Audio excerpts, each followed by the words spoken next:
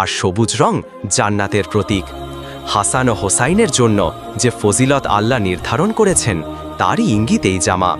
এই কথা বলার পর হজরত জিব্রাইল আলাইহিস সালাম সেখান থেকে বিদায় নিলেন।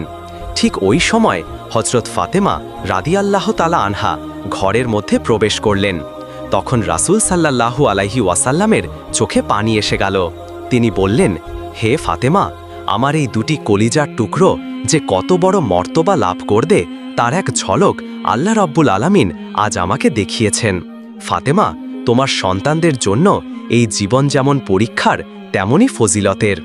তারপর মোহাম্মদ সাল্লাল্লাহু আলাইহি ওয়াসাল্লাম আল্লাহর কাছে দোয়া করে বললেন, হে আল্লাহ, এর পরিবর্তে তুমি আমার উম্মতকে নাজাত দিও।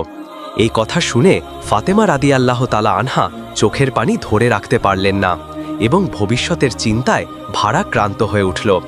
এইভাবে বছরের পর বছর অতিক্রাম হতে লাগল।